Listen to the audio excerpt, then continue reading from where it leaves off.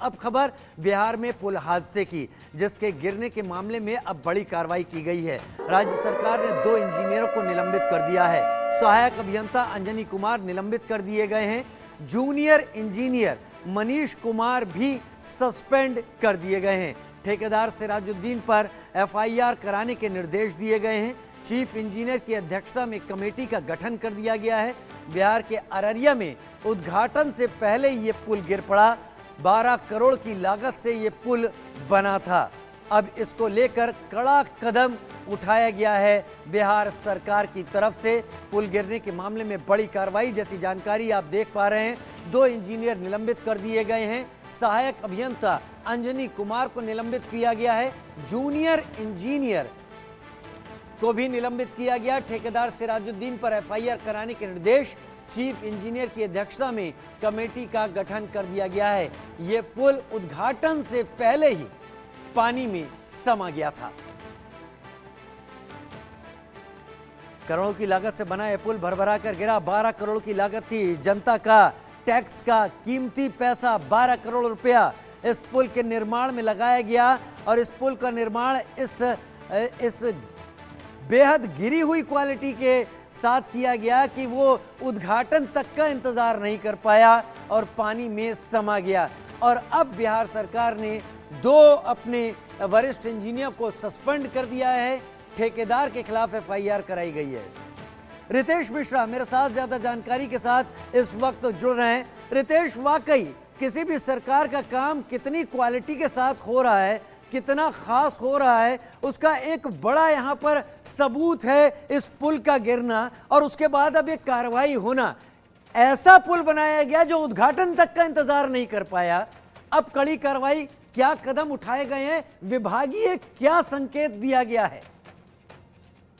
देखिए, अब कड़ी कार्रवाई करके ही क्या होगा जब पुल ही धराशायी हो गया, 12 करोड़ रुपए पानी में बह गया। अब सोचिए कि अगर ये पुल बनकर तैयार हो गया रहता और तब ये हादसा होता, तब तो किसी की जान भी जा सकती थी और उसकी जान को कौन वापस करता। और अब आप 2 इंजीनियर को आपने निलंबित कर दिया, आपने ठेकेदार को ब्लैक लिस्ट कर दिया, आपने खानापूर्ति कर दी। इसे खानापूर्ति कहेंगे क्योंकि आप देखिए कि क्यों नहीं जांच हुई थी, क्यों क्वालिटी की जांच नहीं हुई थी, क्यों पुल जो है वो निर्माण के समय ही उद्घाटन से ठीक पहले वो धराशायी हो गया। लेकिन सवाल ये उठता है कि बिहार में जिस अफसरशाही पर बार बार सवाल उठता है, कभी बीजेपी बतौर विपक्ष से सवाल उठाती है, कभी आरजेडी बतौर विपक्ष सवाल उठाती है, वो अफसरशाही है। और ये मैं इसलिए बोल रहा हूं क्योंकि 2020 में ठीक ऐसा ही मामला हुआ था गोपालगंज में, जहां पर एक घाट है, वहां पर पुल का अभी अप्रोच पथ बना ही नहीं था और वो पानी में बह गया। विभाग के मंत्री थे नंद किशोर यादव, काफी हो हल्ला हंगामा मचा था, सवाल उठे थे। तेजस्वी यादव ने मोर्चा खोल दिया था। उसके बाद देखिए कि जब तेजस्वी यादव पथ निर्माण विभाग के मंत्री बने तो पिछले साल आप देखिए कि किस तरीके से भागलपुर में एक पुल जो है वो धराशायी हो जाता है। तब बीजेपी ने खूब हो हल्ला हंगामा किया था। लेकिन आप देखिए कि बार बार बिहार में अगर पुल धराशायी हो रहा है तो क्यों नहीं कठोर एक्शन लिया जाता है, क्यों नहीं बाकायदा एसओपी तय की जाती है? क्योंकि ये सारी चीजें ऑन पेपर होती हैं और अधिकारियों को भी पता है कि बस निलंबन होगा, फिर कुछ दिन बाद लोग भूल जाएंगे, फिर विभाग में वापसी हो जाएगी। ठेकेदार को भी पता है कि चलो ठेकेदारी ले लिया, क्या सामग्री मैं डाल रहा हूँ, किस तरह मैं पुल का निर्माण किसी और के नाम से ठेकेदारी करने लगेगा, किसी और के नाम से ठेकेदारी करने लगेगा, फिर हासिल कर लेगा इस तरीके के कॉन्ट्रैक्ट। लेकिन रितेश, क्या सरकार में बैठे लोग इस बात को कल्पना में रख रहे हैं कि अभी तो उद्घाटन के पहले ये पुल गिर गया, वो क्या हालत होती जब इस पर आवागमन हो रहा होता? बिल्कुल, देखिए मैंने वही तो पहले कहा कि अगर ये उद्घाटन के पहले नहीं धराशायी हुआ रहता, तब एक बात तो चलिए सही है कि चलिए उद्घाटन के पहले ही धराशायी हो गया। अगर उद्घाटन हो जाता, लोगों की आवाजाही होती, लोग दशकों से इस पुल का इंतजार कर रहे थे, तब क्या स्थिति होती, तब कितनी जिंदगियां जो है वो पानी में बह जाती, कितने घर जो है वो तबाह हो जाते। ये कल्पना करके ही आदमी सिहर जाता है।